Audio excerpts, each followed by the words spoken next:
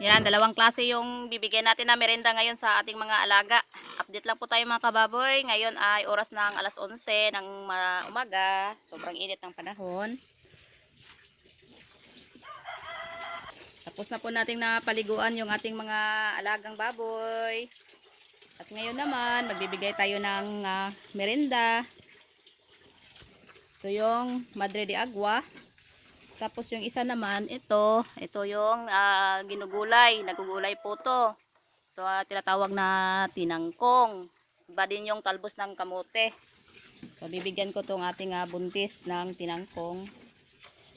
At ito naman yung ating kapapanganak lang 2 weeks ago.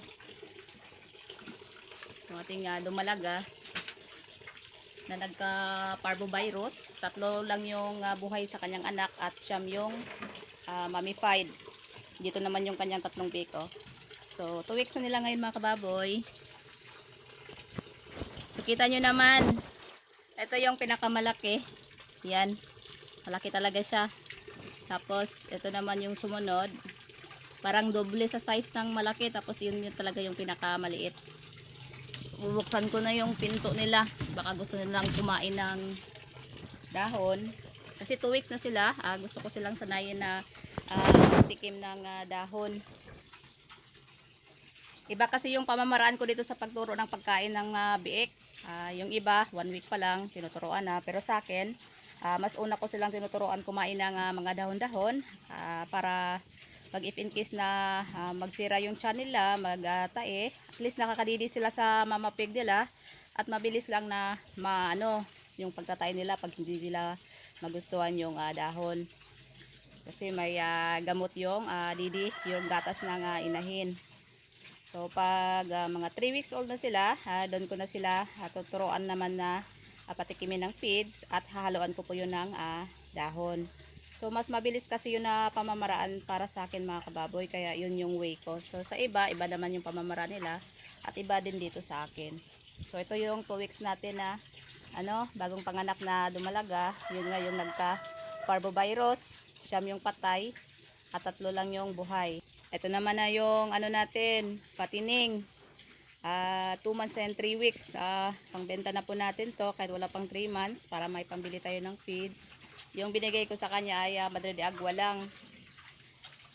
Yan, maliit kasi ito mga kababoy. Ito yung pinakamaliit kaya hindi siya naibenta at ginawa na lang nating patining.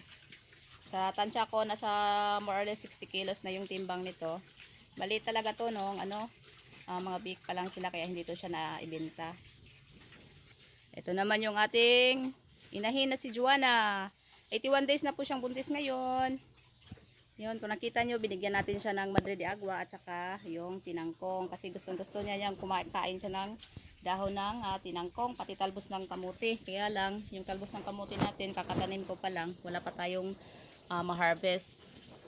Yan, update naman sa tiyan niya. Sa ngayon po, ito po yung pinakamalaki yung tiyan niya. Simula po nung nagbuntis siya. Bali, pang-4 na paritin niya po to. Yung unang anak niya, kung nasubaybayan nyo po yung mga upload ko na videos, 13 heads po yon. Tapos, sa kakulangan ko po ng kaalaman, experience po sa pag-alaga ng inahin, hindi po nagpadidi yung ating inahin at saka hindi pa kasi po yun siya naka-farrowing. Parang nakakulong lang siya doon sa yung kulungan ng isa nating inahin doon sa dulo. Hindi din yun naka-farrowing. Pero at least yun, mabait yun siya na inahin. Hindi katulad dito. Parang tumapang siya. So 13 heads. Hindi yun siya nagpadide at yun nga may naiwan lang na 3 piraso na biik at ginawa ko rin yung patining. Yung sumunod naman 5 piraso lang din yung anak niya at yung nakaraan itong 11 heads na buhay, isa yung patay at yun yung pinakamaliit yun sa anak niya. So ito lang po muna yung update natin mga kababoy. Mainit ang panahon kaya pinaliguan po natin yung ating mga alaga.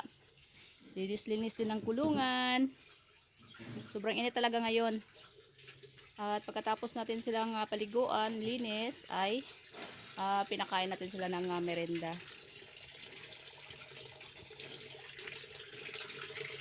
So tingnan natin kung tumikim ba yung mga biik.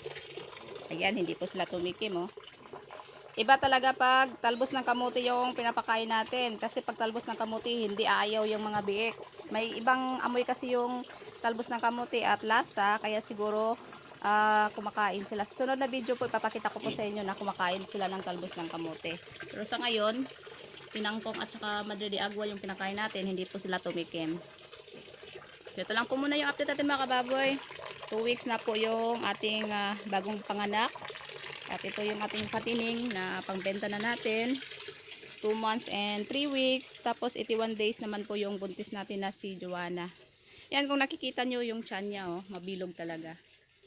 Yan. So 81 days. Paghahawakan po natin yan, marami na po tayong nakakapa or marami na pong mga biik na gumagalaw sa tiyan niya. Yan, simula po kasi ako na iinahin. Nasa 90 days po talaga, yun po talaga yung meron na talagang gumagalaw na mga biik. Pero itong si Joanna ngayon, napansin ko kasi na talagang mabilog po talaga yung tiyan niya at malaki. Lalo hindi pa kasi yan talaga nakahiga na naka-flat, nakatagilid pa lang. So makukumpara ko talaga yung laki ng tiyan niya sa mga nakaraan niyang parity. So ito po yung pang fourth parity niya. Sana po ay marami po siyang maanak. Kaya hindi ko po talaga hinahayaan na iwan po yung aking mga alaga sa ngayon. Kasi iniingatan ko po yung aking itong buntis po natin.